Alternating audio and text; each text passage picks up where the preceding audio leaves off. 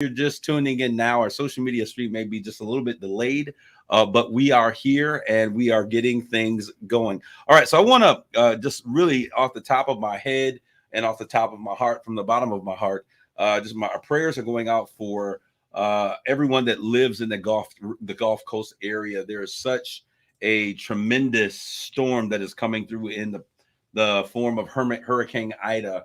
And just so that you guys understand, we all know the tragic outcome and what took place with Hurricane Katrina, and it is now infamous. And we all remember the pictures and things that took place, especially in the city of New Orleans. However, this is going to be the largest. It is the largest storm to hit Louisiana ever in its history. Katrina was a Category 4 out in the Gulf, and it teetered down to, I think, a Category 3 or a Category 2 by the time that it hit. The massive issue with Katrina was that it stalled out and it dumped so much rain over the region that the levees did not have the ability to withstand the amount of rain. And so that became the real story. This story is just a little bit different. Ida is no joke and is coming in with a major bang and a major push. And so I want you all to continue to keep your eyes and hearts toward Louisiana, Mississippi, that entire Gulf course. These storms really can be quite unpredictable, even though we have the great ability to predict so much in terms of what to expect. I was listening to the mayor or the governor of Louisiana come in saying that the storm is actually hitting land in much more intensity and much more impactful than they had thought that it would. Sustained winds around 140 miles per hour. Most buildings will not be able to withstand those types of pressures. So where our hearts and our minds and our souls are focused, and prayers go toward all of those people who are living in the Gulf Coast, because this is really a tremendous thing. Today, 16 years today marks the day that we were talking, the Hurricane Katrina came in. It's amazing how, 16 years later, we're experiencing a very similar thing that's taking place, a Category 4 hurricane. And most of us cannot even begin to fathom what that means as it relates to the amount of wind, the amount of water, and the impact that that's going to have on their local cities and their economy. So hearts and prayers go out to Louisiana and all of those other states, Mississippi, that are along that Gulf course. We're praying. They asked the question I know that many of you are asking, are we going to be concerned about the levees breaking in this particular cycle? And they said that they believe that we're going to be good as it relates to those levees in Louisiana. So we're praying that is the case. All right. Now I also want to turn the page really quick because I want to share with you guys Tony Hawk, and most of us that are listening on this particular channel from this particular dynamic, most of you probably will not know who Tony Hawk is. So I'll tell you really quickly. Tony Hawk is a very prolific skateboarder. He's a skateboarder. He has taken the sport of skateboarding to new heights. He has now just recently released a skateboard with his own personal blood that is going to be etched into the red paint. Now, the reason I want to bring this up is because there was a statement that Lil Nas X, y'all remember Lil Nas X, that came out with the Satan Air Force Ones, or the Satan sneakers, and the satanic sneakers, excuse me. He made a statement on Twitter. He said, now that Tony Hawk has released skateboards with his blood painted on them and there was no public outrage, are y'all ready to admit y'all were never really upset over the blood in the shoes, and maybe you were mad for some other reason? All right, so Lil Nas X, if you get this message, and I doubt that you will, but if you should hear this, or those of you who are supporters of what he was doing, my issue with Lil Nas X and those shoes it wasn't that his blood was in them, it was the fact of what it meant. These were not, Tony Hawk is not presenting a satanic skateboard. He's presenting a skateboard with anyone who is a part of that culture of skateboarding understands that blood, sweat, and tears is all about what it is. You got to put your blood on the line. You're going to shed some blood doing the tricks when you're hitting those willies or whatever it is that they call them. They got all kind of names, a whole different lingo in this particular sport, but they understand blood, sweat, and tears is what you lay on the line when you go out there and you perform. And so him putting his blood in the plane is basically saying, listen, I'm giving you a piece of my blood, sweat, and tears, a hard effort that I've made and I've done. Much of what he's doing is going to be donated. The proceeds from these shoes, and these were like a specialty shoe, just as Lil Nas X was doing. Much of the proceeds from these shoes are going to be going to young school programs, after school programs for young people, as well as developing and creating skate parks in underserved communities. So there's a little bit of a difference here. Lil Nas X, you were out there making satanic shoes, really just to create a dynamic in which you could tick off the church and gain some more notoriety and publicity. It worked for you. So I think you should walk away with your head held high. And we're going to talk about branding today, because one of the things that came out of that conversation, I was telling people there was no way that Nike was going to allow these shoes to be sold. And they were like, there's nothing they can do about it. I said, poppycock, because this is, excuse my leg, I couldn't think of anything else at the moment. But I said, this is their brand. And another company does not have the right, an individual or an entity have the right to really, address how an individual's brand should be impacted. And like I told them, they said it'll never happen. Like I said, Nike, which is a powerhouse, one of the greatest, most powerful companies in the world, shut it down. And those shoes are not being sold. But so I want us to make sure that there is a great distinction. These things, it's just, I don't know what the fascination is, but it seems like we're continually pushing the envelope with these types of things. And in our communities, we need to kind of pull back the dial. Let's stop pushing envelopes. Let's get back to some old school community conversations, some old school village voices. Let's make some connections. Let's get back to some old school morals and some responsibility for the things that we're allowing our young people to be engaged in. All right. So those of you out there, you guys know I talked to you all about HSC and me. It was a profound and an amazing thing. I want to encourage you all. There is something new that is coming on the horizon. It will begin October 18th. I took a time to go around and to really just kind of visit the 9th grade orientations. And so I want to thank Dr. Robert, Dr. Mitt Foley, the principals at both Saginaw High, Dr. Gordon and Dr. Tibbs, for allowing me that opportunity to come in to speak to those 9th grade orientations at both Arthur Hill and Saginaw High. And we were sharing basically about the Dow Treasure Academy. Now, if you're listening to me out there today, I'm telling you, this is something. If you have a 9th grader, and I need 9th grade students who are in the city of Saginaw, that are part of Saginaw Public School District, if you are a part of the SPSD, I need you to lean into this next little conversation I'm going to have. The Dow Treasure Academy is going to be, I think, one of the most prolific things that I've ever been a part of. I won't say it's the best thing that ever hit Saginaw, because that would be prideful, but it is probably one of the most prolific and greatest things that I have been a part of that has been taking place in Saginaw, or at least that I've been responsible for. This is a great opportunity for those of you who have 9th graders. We're going to track them from 9th to 12th grade. And we're going to give these young men, both boys and girls, we're looking for 50 young individuals who want a second to none experience, a first-rate experience, first-rate teaching in technology and engineering and every sort of STEM-related activity. They will be doing trips. They will be project builds. This is going to be amazing. We have Dow coming in, and they fully funded this program. Shout out to everyone out there at Dow who are making great things happen in the Saginaw community. We are bringing in Microsoft as well to partner with us in some of our training and education. We have so many companies, Garber Management Corporation, Saginaw Community Foundation. Every major company that is in our community is a part of this program.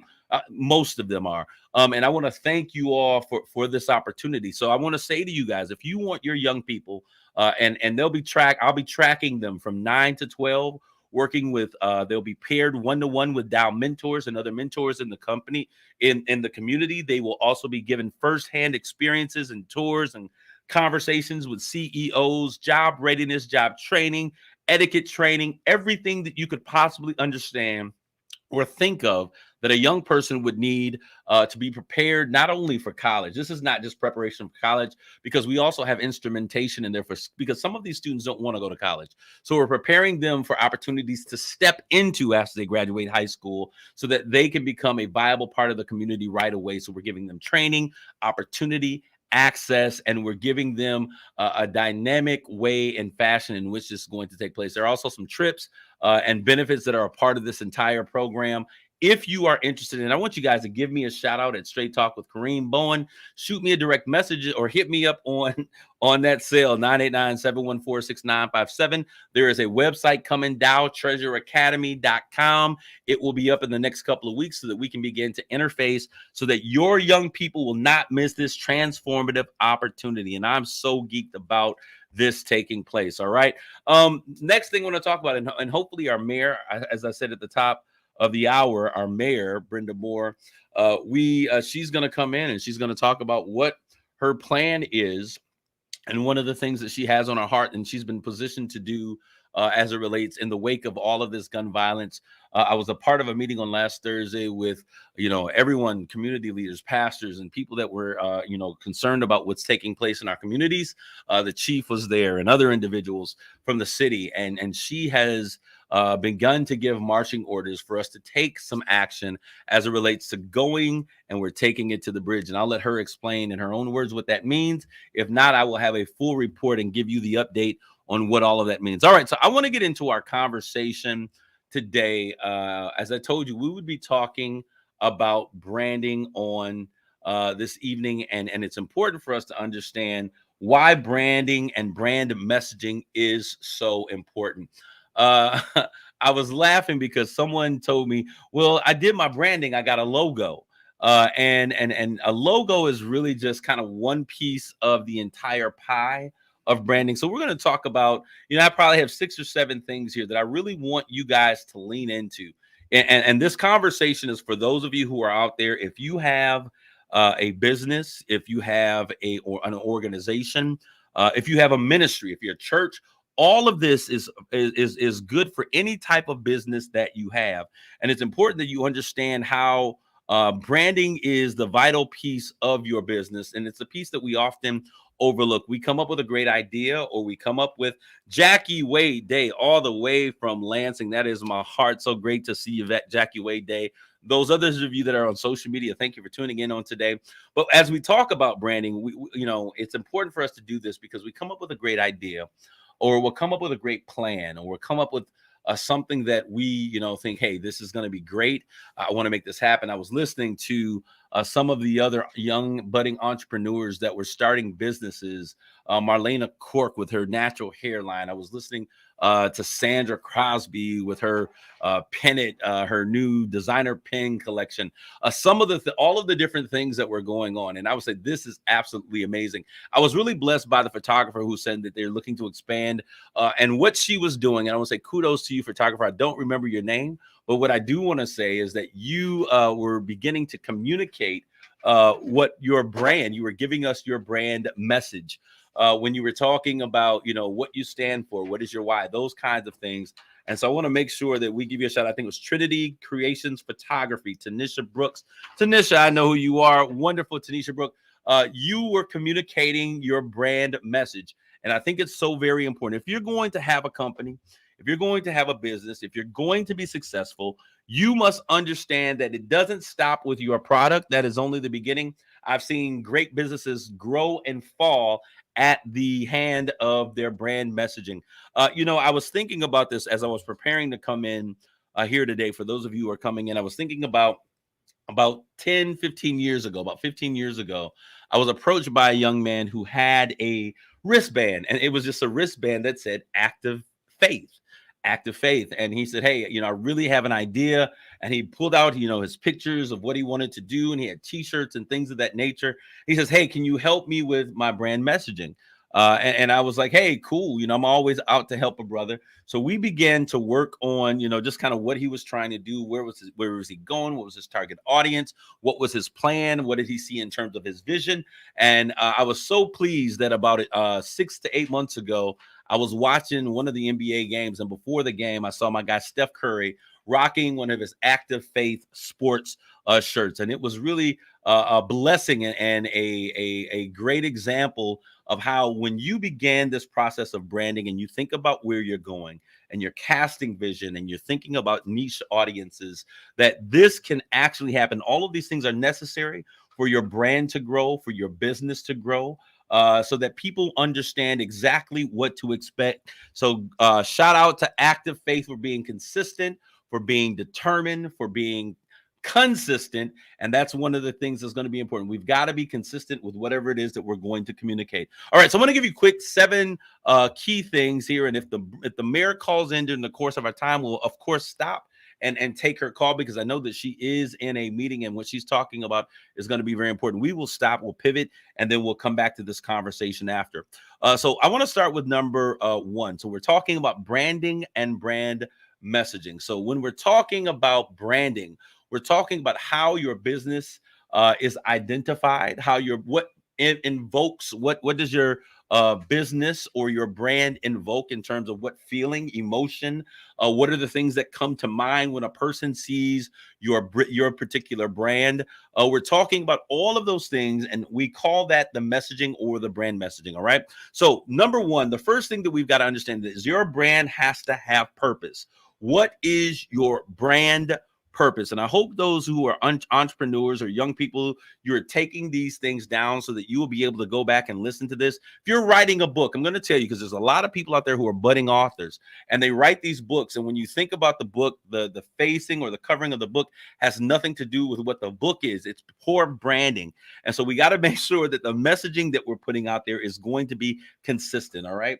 And we're going to take when we get to it, we'll take Brendan, then we'll take a commercial. We'll get to it, Rob. So thanks very much for letting me know that. All right. So we want to make sure, what is your brand purpose?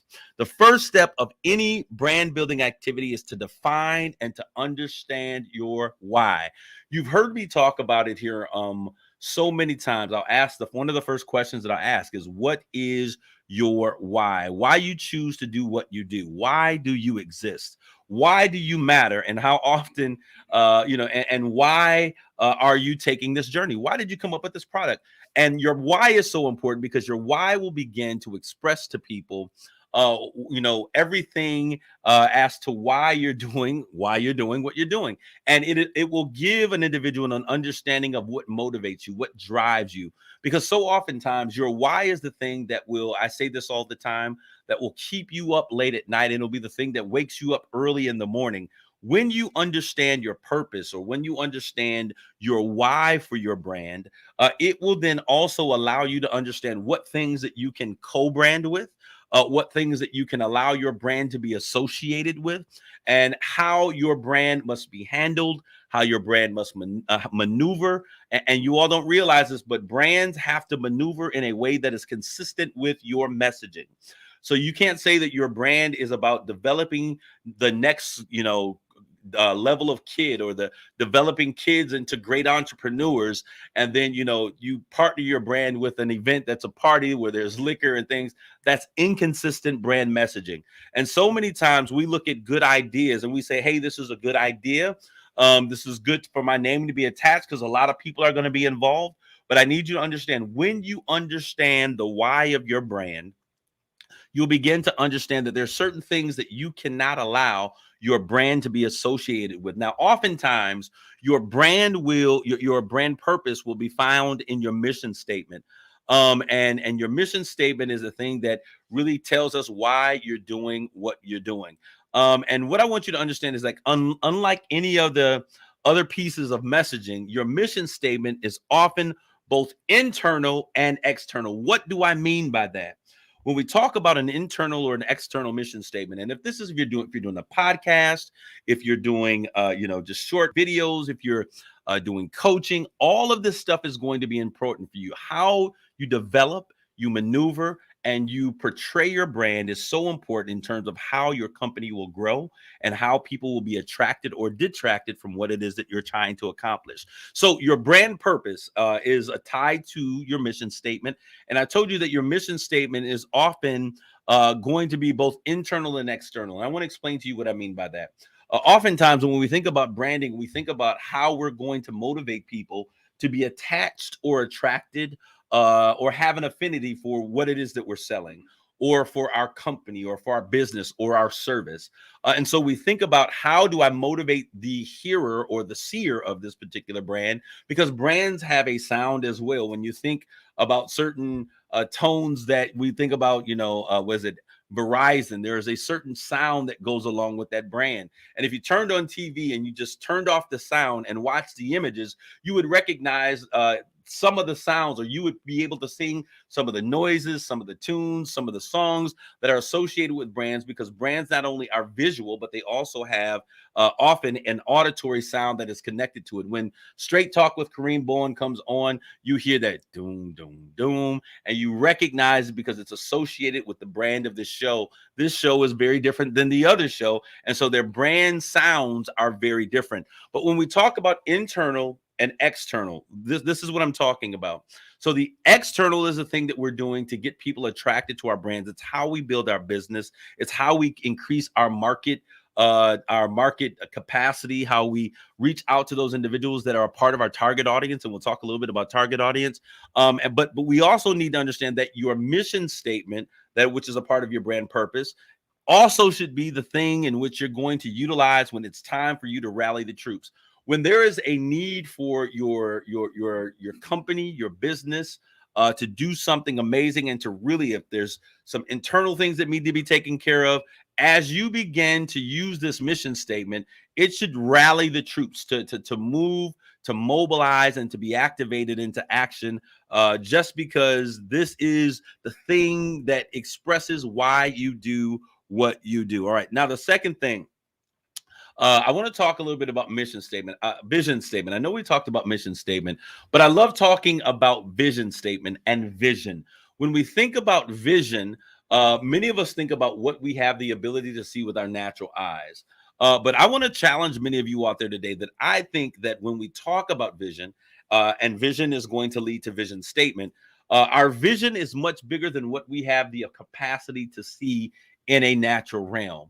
But a vision is that portion that allows us to see, if I were perfect temperature, pressure, opportunity, space, this is where I would be with life. It allows us to live, to imagine, to see a very big dream. And I want to share with you guys on today, I need a mission statement. So Fana B. Miller, sis, make sure that you inbox me. Let's have that conversation, because we need to talk about what is your purpose? Why are you doing what you're doing? That's so very important. But when we talk about our vision and we talk about vision statement, I think that most of us have forgotten how to dream by the time that we've gotten 26, 27, maybe 30 years old. By the time we get 30 years old, we have been beat down by the pressures of life, and beat down by the need to just survive, and beat down by the desire just to pay the bills or to pay the rent. So if you are an entrepreneur and you're an individual who has been working or running your business or starting a business, oftentimes we say, okay, how can I get the money in so that I can take care of my overhead? Because one thing that I don't need to do is to go in debt. I want to make sure that what I'm doing here is able to meet the bills, because I'm going to take a leap of faith. And if I take a leap of faith, we then try to figure out how are we going to make this leap of faith work. Now, I need you to understand that if you're really going to be successful, you have to take a second to dream a big dream. When you sit down and you came up with the idea for your business, I'm going to tell you right now that whatever it was, it's too small. So I need you to go back, and I need you to go back to the drawing plan. Look at hopefully there's a business plan, a business idea, whatever it was. And I want you to say, how can I increase what this vision or this idea that I have and take it exponentially to another level?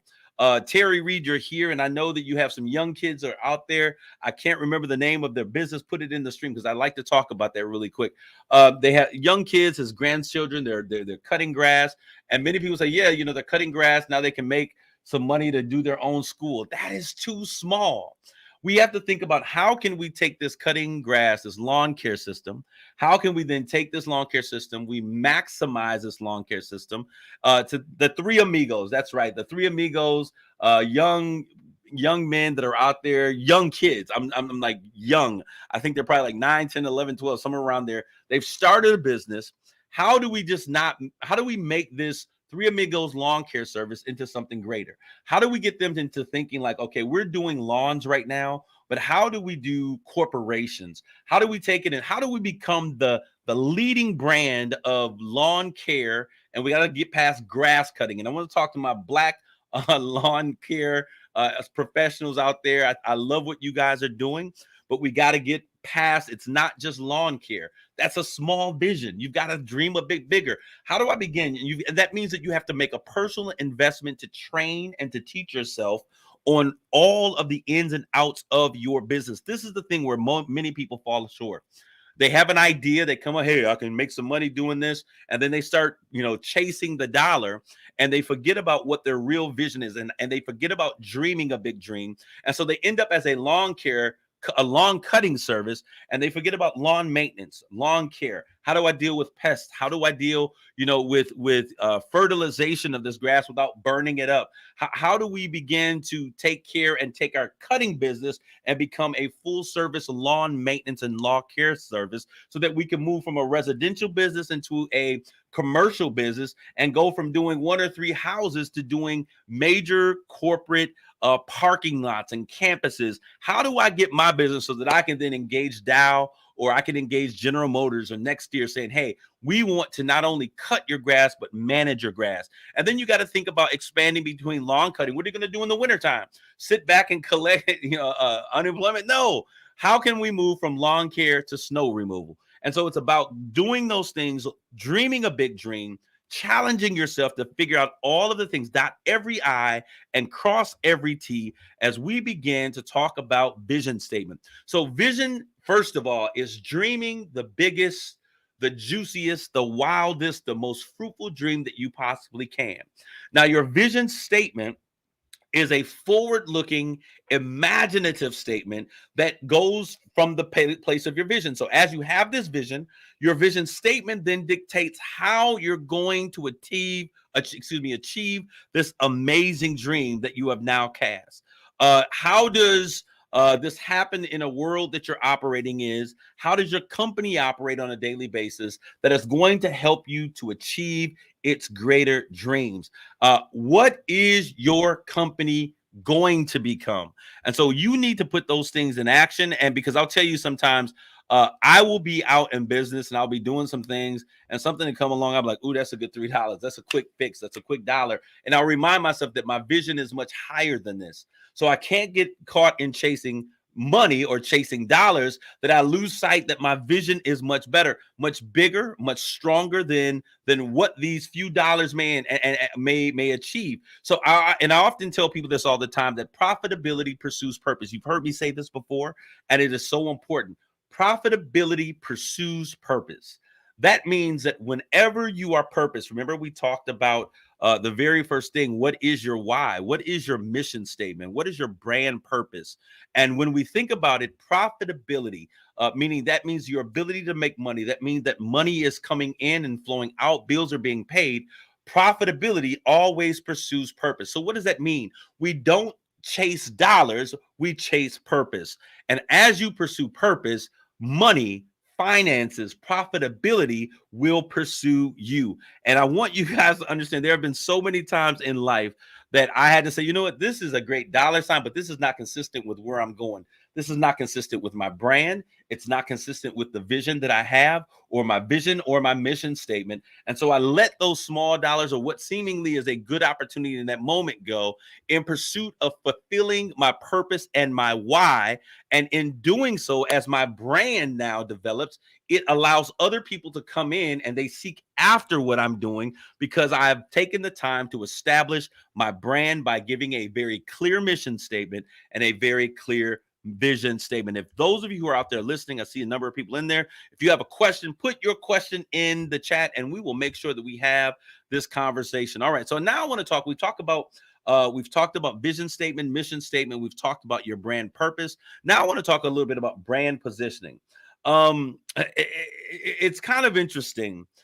Your number one goal as we talk about brand positioning and branding is, how am I going to stand out and set myself apart from others in your niche? Okay, those young guys, the three amigos who are out there, those three amigos, and Terry, I need you to give this to the three amigos. They are already standing out. How are they standing out? And I want you all to listen to this really quickly, and I want you to ask yourself this particular question. Safana B. Miller, I know that you're out there. You got the most tasty chocolate chip cookies that are on the market. I've had them. Not just chocolate chip cookies, but your cakes, your pies, your cookies, your cream. All of that stuff is good. But how are you going to be different from everybody else who's making a cake? How are you going to be very different from everyone else who's out there cutting grass? Well, one, they're young kids. And if you notice the name, they're in an urban community, and their name is the Three Amigos. Immediately, when you hear amigos, it is a Spanish word which means friends. So now we understand that there's three of them. There is a bond or a connection that exists between the three of them, using social media to get the word out. And we'll talk about that because social media branding is a little bit different. It's same principles, but it's important that we understand how social media work. We need to talk about algorithms. We need to talk about consistency. We need to talk about ad placement. There's a lot that we need to talk about in terms of social media to make sure that we maximize our potential and maximize the eyeballs that are going to see what it is that we're doing. I've seen a lot of people, they are half Hispano. Oh, there we go. So now, so the Three Amigos are half Hispanic. I'm finding this out as we unveil. So, but this is a Hispanic word. This is all about their brand because their brand is telling you who I am. So the Three Amigos lets me know that there's three of them. Amigos is a Spanish word. When you look at these little black kids, they look black, but now we know because they're all half Hispanic. So that explains why we have half English, half Spanish in here. We're talking about branding. Now, how do we begin to position these young minds, the Three Amigos, in such a way that they continue to go forth? I would begin to create specials.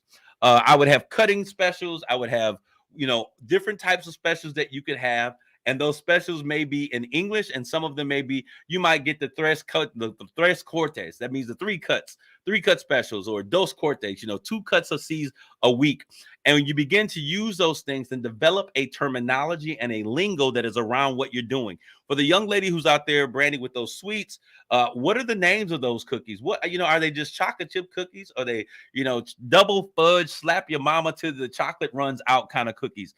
It's about putting a name and a title and a recognition to what you're doing in such a way so that when people see your product, when people see your services, they are able to understand that's those cookies with those crazy names, but those mugs are good, and they're able to identify you. And therefore, you are now beginning to stand out and position yourself as you begin to become a breakout brand or a breakthrough brand. And a breakthrough brand is simply a brand that amidst all of the other brands that are like in this or like in their same manner, they are able to break through the surface and do things that other brands are not. They're able to be recognized amidst a list of other brands. And I'll share you a perfect example of this. We had to find a niche the others in your field are not doing. For instance, with our tire shop, we go out to your home. No other shop is doing that. And Terry, you're right. I remember someone had a tire in a meeting that I was in. Your guys came, picked up the car.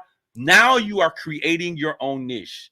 Niche. It's actually a French word, Niche. Your niche or niche audience. That means that now there is something or an area that you are fulfilling. There is a pain point that you are now fulfilling that no one else is doing. How do I begin to carve out my niche? I have to then do target. I've got to do my market analysis. I've got to see what's out there, and then I begin to target those areas where I see something missing. There's a void in the market, and I'm going to fill that market. And when you begin to come in with a service that is different from everyone else, you are now positioning your brand and setting apart and stepping out from everyone else. And now you have a niche market, something that you're doing that no one else is doing. I've never thought of naming the cookies. I'm giving you free advice, Brandy. You got to get those names. You begin to do this. And the reason I say this, for 18 years, I worked as an NBA sportsman. Y'all know that in sports and entertainment. A lot of what I did as we were doing, working with companies, if it be on commercial. I remember one of my commercials that I was doing for Jay Rich ended up in a LeBron James commercial. And I learned a lesson there that you've got to make sure that every content, every idea, it belongs to you. Because if not, someone will easily say that they had the same idea. But what I learned was how corporations operated. And many of you, so there are a lot of people that say, Kareem, Kareem, how my niche is I'm shipping my cookies from coast to coast. That's great. You're shipping them, and how are you going to keep those cookies fresh? Is there a guarantee that there's freshness? Because we'll talk about brand promise in a second as well. So finally, your brand is that no matter where you are, you get fresh, soft cookies because everybody ships them. But do they show up? You know, what is the promise of that brand? We'll talk about that in just a second. But as people are saying, well, Kareem, how do you do this? And I get a call, I get people asking all the time, how are you able to get into corporations and interface with corporations and get corporations to sew into the things that you're doing? And it's really because I began to understand and I really began to study corporates as I was working with them, with athletes and entertainers, and seeing how they operate and seeing what their core vision was and their values were, and what were the things that were most important to them. And as I began to study those things, it showed me how to engage. And so I began, and so my niche is that if I am a consultant with a particular company, I know that there are certain brands that I can bring to the table. I know that there are certain partnerships that I'm able to leverage. And so that becomes the reason why someone would want to work with me versus someone else. I know that as it relates to a community, I know how to begin a grassroots organization because I stay connected to the grassroots. These are all things that separate us in our business, that distinguish us from other individuals, and they become fundamentally important on how we begin to move forward. I need you to understand, when developing your overall positioning, there are 3 questions that you must answer to establish your point of differentiation. All right. You've got to make your brand the go-to choice instead of the alternative. I want to say that one more time. You've got to be willing and smart and poised to make your brand the go-to choice. Safana, if I want your cookies, if I want fresh chocolate chip cookies, I don't care how long it may take them to get here. I got to make those cookies the go-to choice versus the alternative. All right. Instead, I can't have what I really want. And you get your mouth ready for a particular restaurant. You go to the restaurant's closed, so you can't go to Genji's, you can't go to Hokkaido Grill, so you settle for Wendy's. And the Wendy's will never fit the void because it was not your go-to, but it was an alternative. And many of us are okay with getting the alternative customer without being the go-to. How do I become the definitive choice? How do I become the go-to choice, the go-to brand, and not just an alternative? That means that I have to be consistent. That means that whenever I cut that grass, and I want to read some of these comments really quick. Whenever I cut that grass, those 3 amigos cut the grass, it's got to be cut the same way every single time. What makes McDonald's brand so amazing is that as long as they've been with over 30 billion sold or however many it is, it's the same hamburger whether you get it in Moscow or you get it in Saginaw. It's brand recognition because of their consistency. It's the same flavor, same time, every day, over and over and over again. So we've got to make sure that it becomes the go-to choice. Why? Because I'm consistent in what I deliver. All right, so final B-Miller, customers' reviews are excellent condition and freshness. I first practiced with different packaging and shipping them to Vivian in San Diego, and I finally got it right. Well, kudos to you. You've got to begin to do your market studies. And as you study the market and you study what's available, packaging, different types of packaging. Do I do plastic? Do I do shrink wrap? Shrink wrap? All of those things become important, but you've got to do your homework because someone else is out there looking and exploring, and they're testing when you're willing to just be okay with being the alternative. Become the brand standard. Terry Reed. And may I add, do customer appreciation once or twice a year as well. Serve them free food and even a free service. Listen, whenever you appreciate those who use your service, what you are doing is you're building something called brand loyalty. Now, there are a couple of ways that you can create brand loyalty. One of them is being consistent at what you do over and over again. If I get the same chocolate chip cookie with the same number of chunks in that cookie, the same number of softness, one thing that drives me crazy is when I get them one day and they're good, and then the next day, hit or miss, they're inconsistent. Inconsistent brands never become the brand choice. So remember that. But if you're consistent with that brand, you're consistent with the delivery, you're consistent with the taste, you're consistent with the packaging. I can know that when I go to the mailbox and I see your logo or your imagery, it's going to be exactly the same. Consistency over time builds trust. Okay, that's a formula for success. Consistency over time builds trust. All right. And so you have to continually be consistent, and you have to appreciate those who appreciate your brand. That's why 7-Eleven every now and then, now what are they doing? Customer appreciation, because people are like, I can go get a smoothie, I can go get a cherry ice, a fruit ice, and so what is 7-Eleven? They're now giving away periodically free Slurpees. I don't care how big the container, you can come get a free Slurpee. I want to say thank you for patronizing what we are. And so they're building brand loyalty by giving a free service where there's normally a paid opportunity. I need someone to come up to my house and wash my car. I was in Flint a couple months ago, and a young brother came to my sister's house and washed our cars inside and out, $60 per car. I would pay for that. There is someone on the line today who just started a car wash service. Our customers are speaking. We have to listen to what the market is saying, and in doing so, we find niche audiences. So, Dr. Dawn, thank you for this example. You're giving us an example of a niche audience. We are able to say, you know what? No one else is coming to your house to wash a car. So one of the services we will now offer is that if you want your car washed, you call us, we'll schedule you. Our guys will be there on time. We will give you the same professional service that you would do when you come into our establishment, and you won't have to leave your home in order to get it done. So you can put your chocolate chip cookies in the oven, you can put your roast in the oven, not have to worrying about if you're going to get back, if it's going to be burned or whatever, because I am now have a niche audience or a customer that understands that there's a niche population that says, we don't want to come to your establishment. COVID is everywhere. Come to my house, wash it in my driveway. So Dr. Dawn, thank you for explaining how these different niche audiences or these particular services come available. And it's through surveying our customers. If you are going to create a brand that is going to be prolific, that is going to be great, that is going to be become the brand standard or the industry standard, you've got to be willing to listen to the feedback from your customers. What are your customers saying? What are the things that they're loving? What are the opportunities? What are you doing well? It's called SWOT analysis. What are my strengths? What are my weaknesses? What are my opportunities for employment? And then what are the things that I need to change or the things that will cause me to make an investment? Consistency is key. Absolutely. Safana, and speaking of doing my homework, I ordered from other people that ship so I could see how they package their shipping for themselves. Now, what you just said, Safana Miller, she's talking about she has goodies and treats and cookies, and what she's saying is that she has begun she's doing her market analysis. All right, as we begin to develop our brand, it's important, first of all, that we come up with our why. Why am I doing what I'm doing? Hey, because I got to put kids to college, and I think that doing this is great. I think that there's no one out there who's really creating sweets that are delectable, that are good, that are soft, that are good to you, that are made with Ghirardelli chocolate, whatever your why is, all right?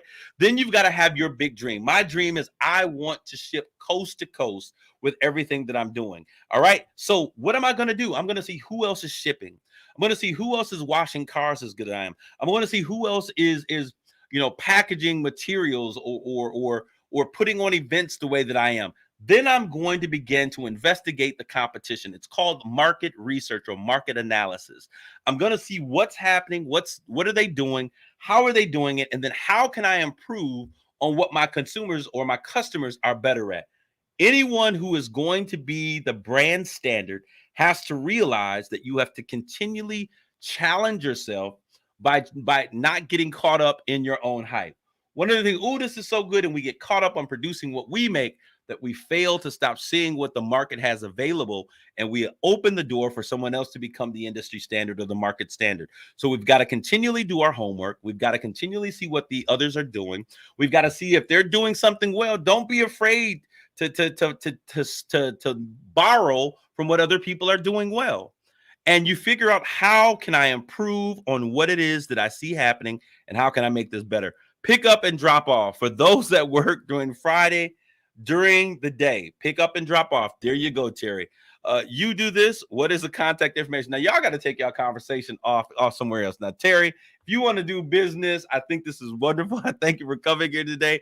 But I think this is a great indication and a great example as we were talking about brands and we're talking about building how do you stand out. We've got to begin to listen to our customers so that our customers will begin to tell us what are the services that are going to be most necessary that they will need. So 3 things or 3 questions that you must answer yourself to establish your point of differentiation and make yourself the go-to choice. What is the exact category that my brand is in? First of all, find out how your brand is positioned. All right. It's important to understand that what market you're in, and then looking to dominate where the opportunities are, and then you can begin to fill the gaps. That's exactly what Dr. Dawn was saying. Listen, I will pay for anyone who's a company that will wash my car, but I don't want to come there if they'll come to my home. In the time of COVID, anyone that does a personal service and delivers the service to the consumer's home with minimal interaction between the servicer and the servicee, you now have a new wave that is creating a new niche for tons of different types of customers. That's where we see DoorDash. You can get what you need from the restaurant, from the grocery store, and now you don't have to go. COVID created such an opportunity for individuals to hit a target niche. There's been tons of delivery companies, but DoorDash and Grubhub said, you know what, we're going to get these particular things. Grubhub, I'm going to focus on giving people hot food without them having to go into the restaurant. COVID made that available. DoorDash, I'm going to focus on going to stores and picking up items from grocery stores so that people don't have to do that. This is how niche audiences are created. All right. I got you. No, great. I love when people are connecting. That's what we're here for on Straight Talk. All right. So that's number one. So the number one thing is that we want to make sure that we understand exactly where our brand is. Number 2, who is my best target audience? One thing that I need you all to understand, you cannot be all things to all people.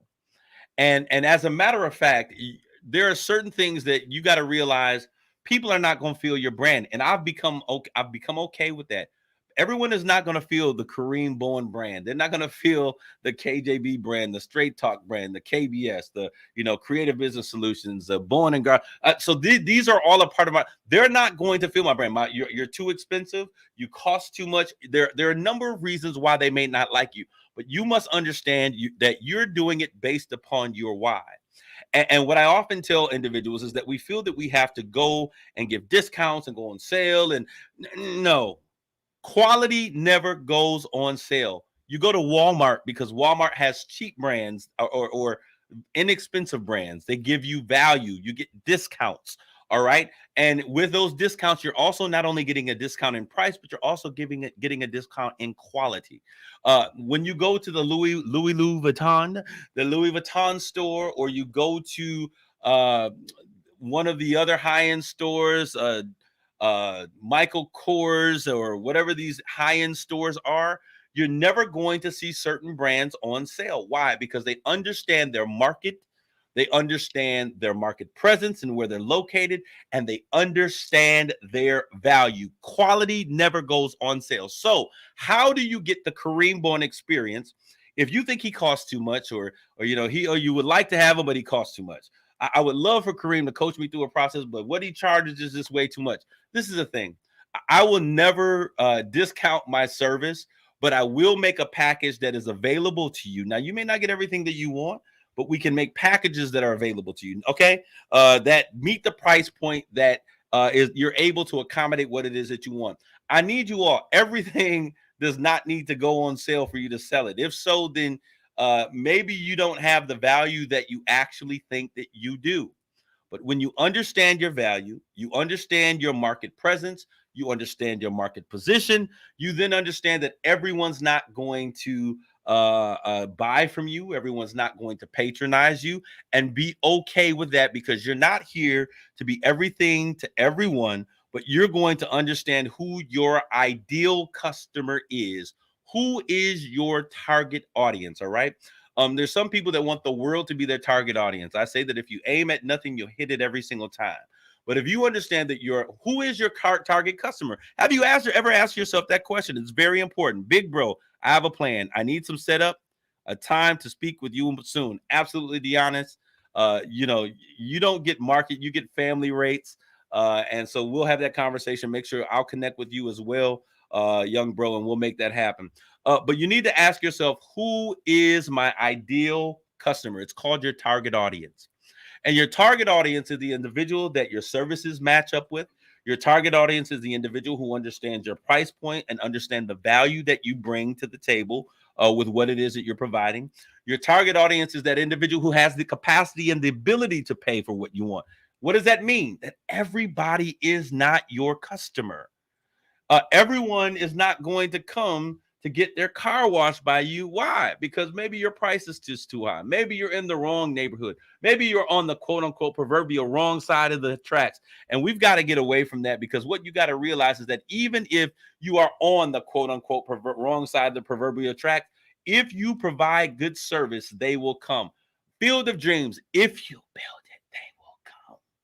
Do you remember that? If you build it, they will come.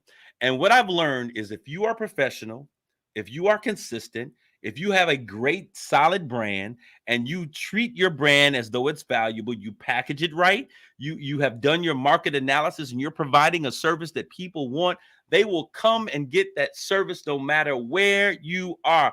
Why am I saying that? Because people all over the place are talking about fish crack. They're talking about the place that provides fish crack, and I'm not going to say any name, but they're talking about it, and they're coming from all over the place to go to that particular hood. I talked to my cousin's restaurant, The Right Spot. It's in the hood. But guess what? Everybody goes there and they talk about the food. Why? Consistent service, good food, good proportion. And when you do that, you will begin to create and become the market choice over the market alternative. All right.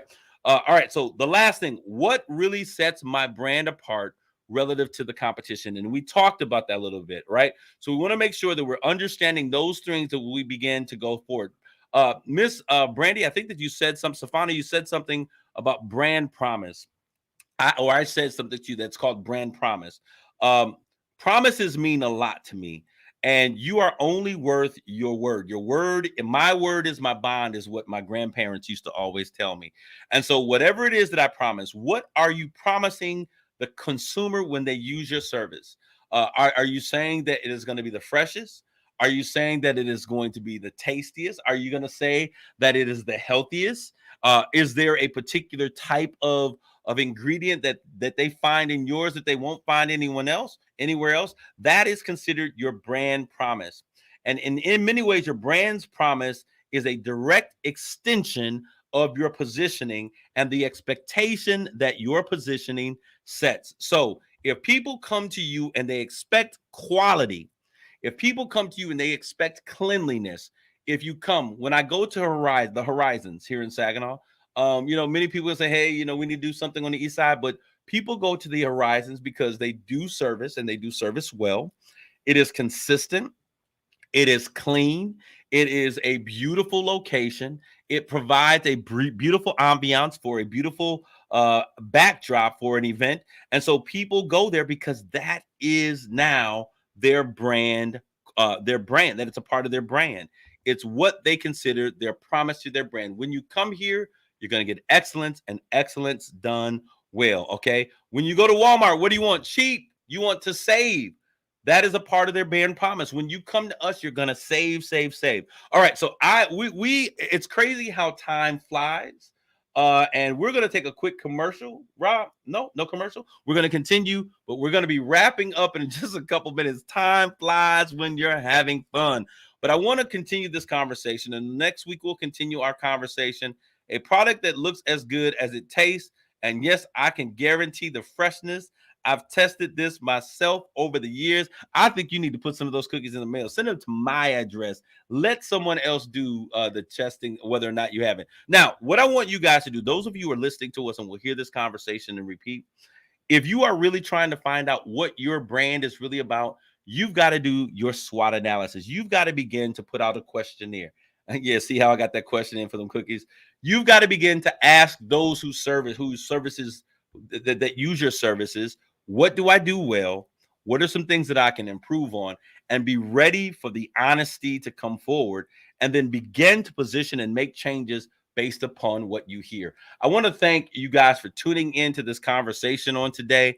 I love you too, my brother Terry. Let's begin to listen to our communities, because if we're going to be entrepreneurs, we want to make sure that we get out of this I am a black business, I don't open on time, open at the time that says on the window, so that we can all be black excellence. I thank you guys for tuning in today.